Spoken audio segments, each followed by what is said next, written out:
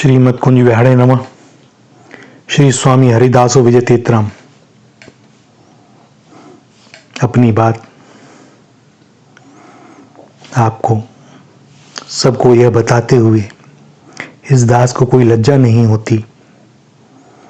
यह दास विवेक बुद्धि से सर्वथा शून्य है और यही कारण है कि बहुधा मुझ अदम को कभी यह समझ नहीं आता, किंतु कुछ लोगों के पास निश्चय ही इतनी अतीन्द्रिय शक्तियां हैं कि मानो वे जानते हैं कि उनके पास जीवन में बहुत समय है। उन्हें कभी चिंतन की आवश्यकता ही नहीं पड़ती कि यह देह क्षणभंगुर, भोगों को पाने में, वैर को पालने पोसने में और स्वेच्छाचरण के लिए उनके पास समय की कोई कमी नहीं।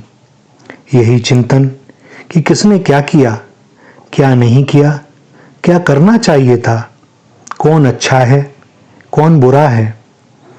हम उससे बहुत प्रेम करते हैं, किंतु वह नहीं करता। हमने अमुक के लिए यह किया, वह किया और वह ऐसा कृतज्ञ निकला।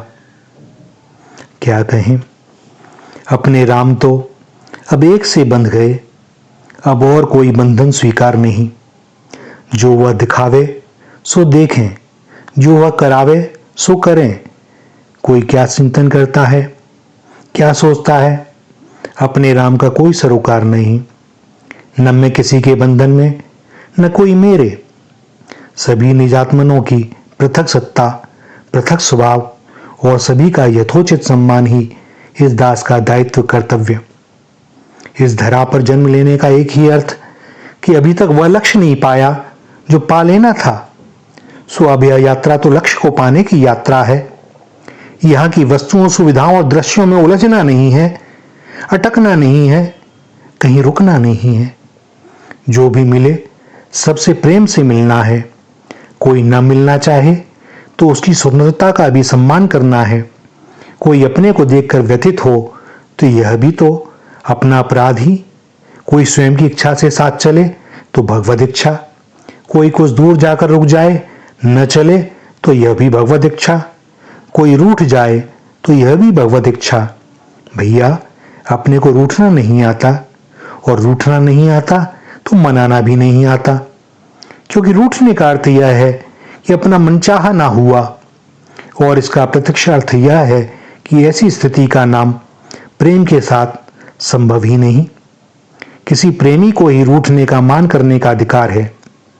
प्रेमी तो प्रेमास्पद पर असीम विश्वास करता है, यहां तक कि निज सत्ता को भी उसी में विलीन कर देता है। तो अब रूठे तो रूठे किससे? उसे तो ठुकराओ तो भी उसके प्रेम में कोई कमी नहीं होती। वह तो सारे अवगुण स्वयं में ही देखता है। और एक और हमारी अपने प्रति एक सहज स्वीकारोक्ति होती है कि हम बहुत भले हैं, हमारा चिंतन भला है, हम जो भी करते हैं भला ही करते हैं। और हमारा यही अहंकार अपनी पुष्टि के लिए हमें प्रेरित करता है कि हम सब में अवगुणों को खोजें। और भैया, खोज के साथ एक बड़ी अद्भुत बात यह है कि हम पक्की लगन से जो भी खोजना चाहें अवश्य ही पाते हैं। फिर भला वह ईश्वर ही क्यों ना हो। मुझ मूड की समझ बहुत छोटी, सो यह सब बातें ऊपर से निकल जाती हैं और मन ही मन ऐसे मनीषियों को प्रणाम करने के अतिरिक्त और कर भी क्या सकता हूं। अपने चिंतन में तो सब समय अपनी सहोदरा प्रिय मृत्यु की ही आनंदमयी छवि। सहोदरा कैसे? क्योंकि मेरे जन्म के साथ ही उसका भी जन्म हुआ था। श्री युगल का डाकिया न जाने कब बुलावा लेके आ जाए, सो सब समय तैयार। कब नाटक समाप्त हो, कब पर्दा गिरे और दौड़कर समा जाऊं निर्देशक की गोद में। जड़ भरत को स्मरण है कि हिरण शावक में हुई आसक्ति का क्या अर्थ है। माया हमें नहीं फंसाती, हम माया में फंसते हैं। कोई किसी खंबे को पकड़ ले और फिर कहे कि यह खंबा मुझे नहीं छोड़ता, और हम जोर जोर से चिल्लावें कि कोई छुड़ाओ, देखो इसने पकड़ लिया है। जो देखेगा वह हमारी मूर्ता पर हंसेगा ही। तुम किसी के छुड़ाए न छूटोगे जब तक तुम स्वयं ही न छोड़ना चाहो। लोग कहते हैं कि साहब यह माया हमें खींचती है, इससे बचना बड़ा दुष्कर, और हमने माया के जाल में फंसने की अपनी विवशता को दर्शाने के लिए तर्क भी गढ़ लिए कि संसार में यह तो करना ही पड़ेगा। बड़ा अद्भुत भैया, हमें तो सब समय यही दिखता है।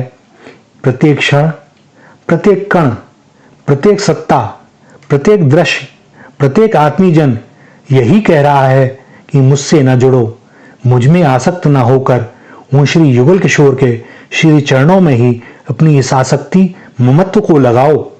यह संसार हमें प्रतिक्षण लात मारकर श्री हरि की ओर धकेल रहा है और हम विष को कीड़ा विष ही खाए, मिश्री सूंगत ही मर जाए।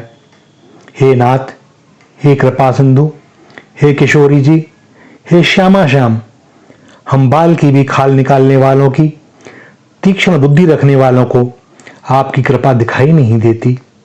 और दे भी तो कैसे, हम जो देखना चाहते हैं वही तो हमें दिखाई देता है।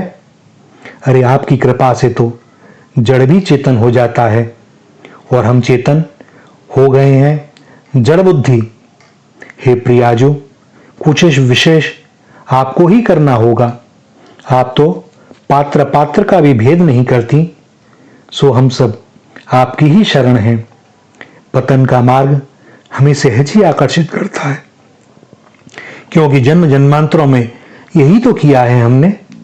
किंतु अब चौपड़ का खेल है, अंतिम गोटी है, घर के निकट है, और इस बार यदि सही पासा न पड़ा, गोटी अपने घर पहुंचने से पहले पिट गई, तो फिर 84। सावधान। श्री राधा, श्री राधा, श्री राधा।